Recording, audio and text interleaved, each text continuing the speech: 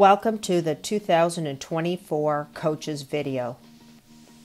This video will present the new rules and officiating techniques for the 2024 NCAA Women's Volleyball season. These are the members of the 2024 to 2025 NCAA Women's Volleyball Rules Committee. The incoming chair of the Rules Committee is Julia Rowland.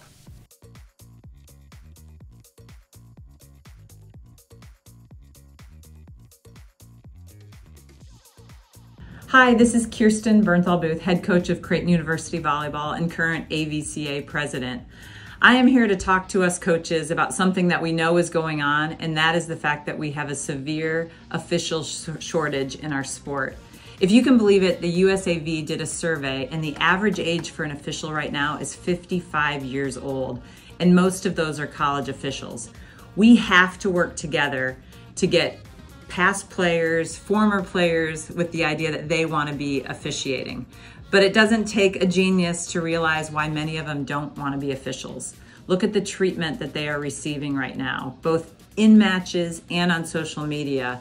And we are the lead people to help make a change in this. We have to role model to our fans, to our parents, to our players, and then we have to hold ourselves accountable that we treat officials respectfully.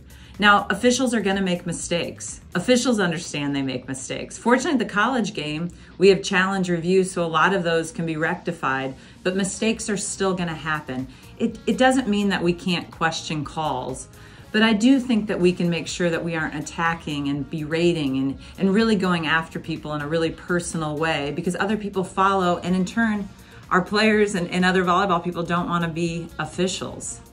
The other thing I think we need to talk about is that, in my opinion, we need to be using the yellow card more. You think of other sports, basketball, technical, that's usually points and the ball.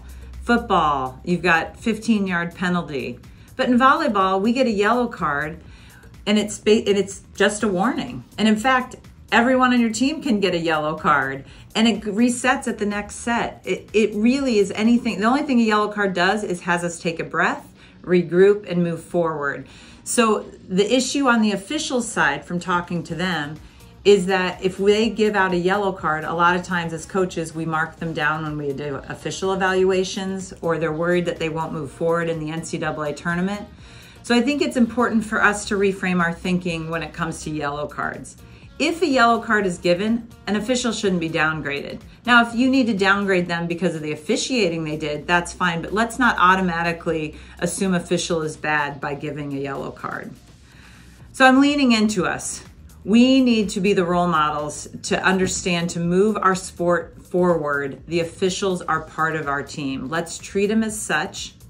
Let's encourage our players to treat them as such. Let's talk to the youth that maybe just as we talk to them that they could grow up to be coaches, they can grow up to be officials. That's the best way to move our sport forward. So I hope you'll help me and our officials, all of us, advance our sport, because we have the best sport in the country, in my opinion, and I appreciate you listening. Here are the new rules for the 2024 volleyball season. Successive contacts with various parts of the player's body in a single attempt to play the ball are permitted during the team's second hit if the ball is next contacted by a teammate. Successive contacts, or double hits, are allowed in a single attempt to play the ball during blocking, during the team's first hit, and during the team's second hit if the ball is next contacted by a teammate. There are still ball handling faults that referees will need to continue to whistle. When the second team hit is not contacted by a teammate before crossing the net to the opponent, double contacts are still a fault and should be whistled by the first referee. Rule 14.232. During the third team hit, contacting the ball with successive contacts with any part of the body is a fault. There has been no change to Rule 14.2.2. A caught and thrown ball is a fault on any team contact. Prolonged contact is a fault on any team contact. The next contact after the set was not contacted by a teammate. The ball was directed to the opponent. A double contact in this situation is a fault. Rule 12.1.1 allows up to 2 liberos to be designated for each set. Coaches may designate 0, 1, or 2 liberos for each set.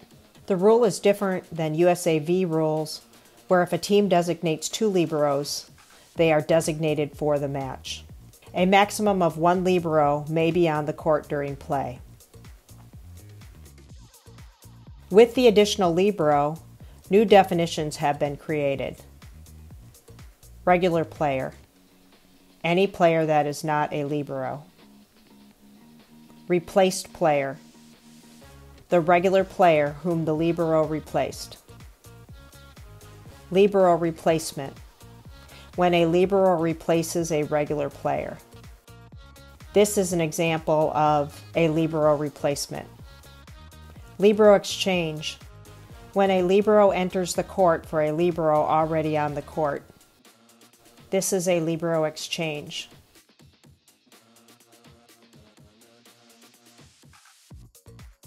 Libero replacements and exchanges. Libero exchanges are addressed in Rule 12.2.2.1. A libero is allowed to exchange with the other libero whenever the ball is out of play.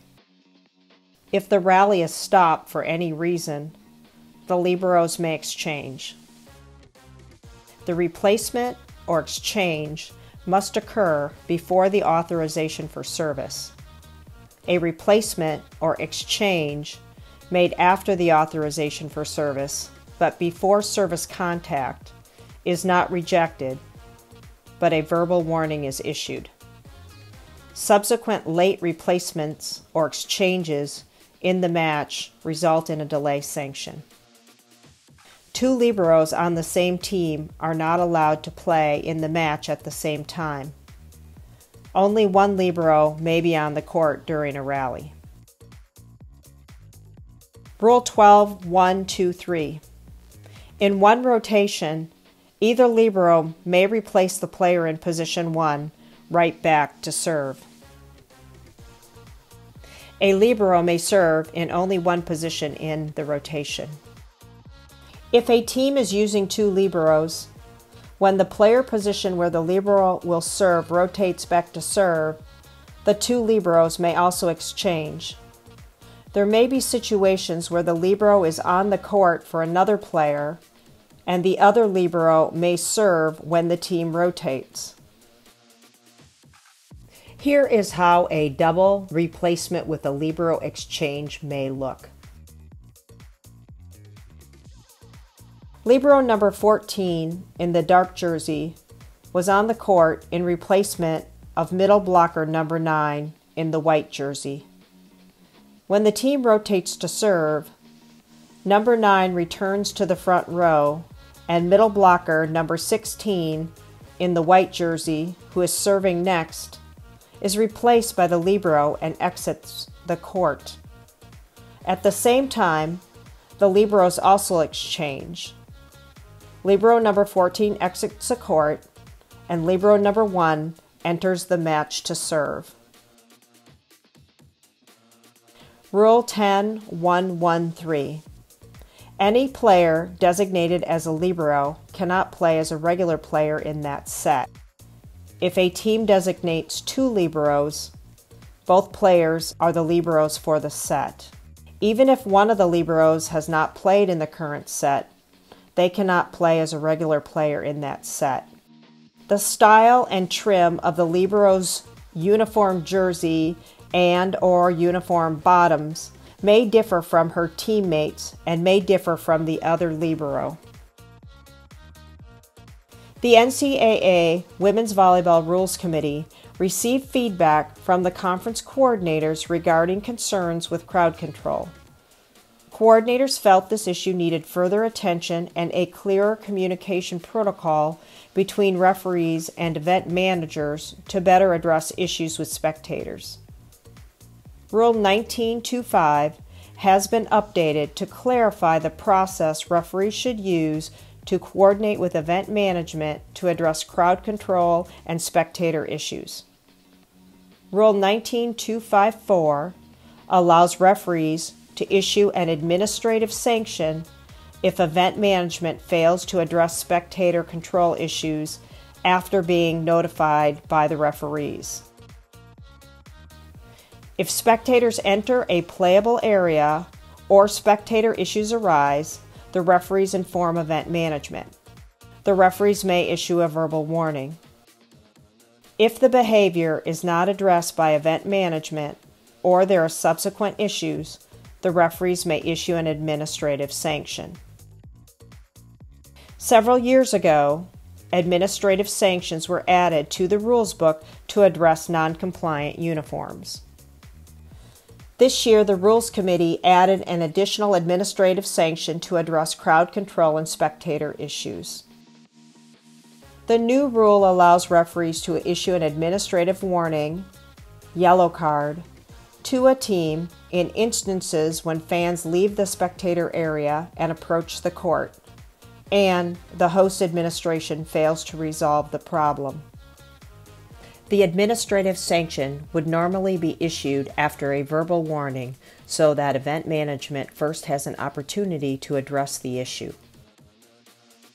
Subsequent crowd control issues during the same match may be further sanctioned with an administrative penalty, red card, resulting in a point to the opponent.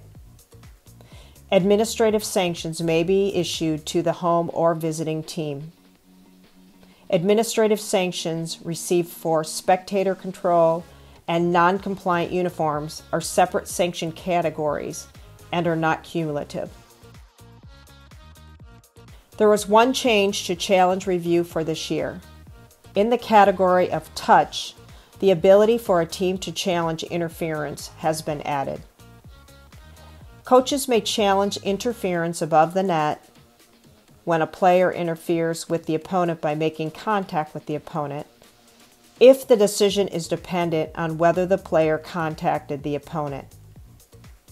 Under the former rule, coaches could only challenge a player illegally contacting the ball beyond the net. Under the new rule, coaches may also challenge that the opponent interfered with play above the net by contacting the opponent. The position and or the height of the ball or a player is not challengeable. The rule change does not allow a challenge for interference below the net or with the center line. The playing uniform rules have been updated to provide consistency and clarity for what items are legal on uniform bottoms. The items allowed on uniform bottoms are now consistent with what are allowed on uniform jerseys. Rule 7114. Uniform bottoms may contain no more than 2 identifying names or abbreviations placed on the front, side, or back of the bottoms. This can include name, nickname of the school or mascot. The mascot school reference must not exceed 3 by 5 inches or 4 by 4 inches. Player's name. Any other designation approved by the institution. Rule 722 has been updated to allow players to wear small, snug-fitting jewelry such as nose and lip rings and ear cuffs. The key word is snug, which by definition means very tight or close fitting. This means any earrings should be touching the ear completely and not dangle. Here are some examples. Small, snug-fitting nose rings are now allowed. Small, snug-fitting lip rings are allowed as well. Players can also wear ear cuffs like this as long as they are small and snug. And small, snug-fitting hoops. However, it is not a free-for-all with jewelry. We cannot go from these small hoops to this. These are not small and they are not snug-fitting. Rule 7232 requires that any item that goes entirely around the head, such as a headband, sweatband, or bandana worn as a sweatband, or hair control device, to be a single color and adhere to Rule 7131 regarding logos. The rule regarding requirements for headgear was modified to better align volleyball with other sports. Let's go over the rules for headgear. Individual players on the same team may wear headbands of different colors. Teammates do not need to wear the same color headband. Hats are not permitted. Headgear must not interfere with the view of the uniform number. For example, a scarf that hangs and ties in the back that might hang down to obscure part of the uniform number would not be allowed. A wide scarf like this would have been illegal in the past, even if it were a solid color and did not interfere with the view of the uniform number. Under the new rules, it would be legal if it were a solid color as long as the ties do not obscure the uniform jersey number. Rule 722 requires that all protests be resolved during the match. Protests will no longer be sent to the NCAA Secretary of Rules Editor to be resolved at a later date. The Rules Committee rationale for the change was that the final results of the competition are best decided during the contest, not at a later date. The rule change eliminates the potential to replay a match, alleviating additional travel costs and administrative coordination. Referees will forward pertinent protest information to the NCAA Secretary of Rules Editor after the match. This information continues to be valuable for training and rules interpretations. Thank you for watching. Have a great season.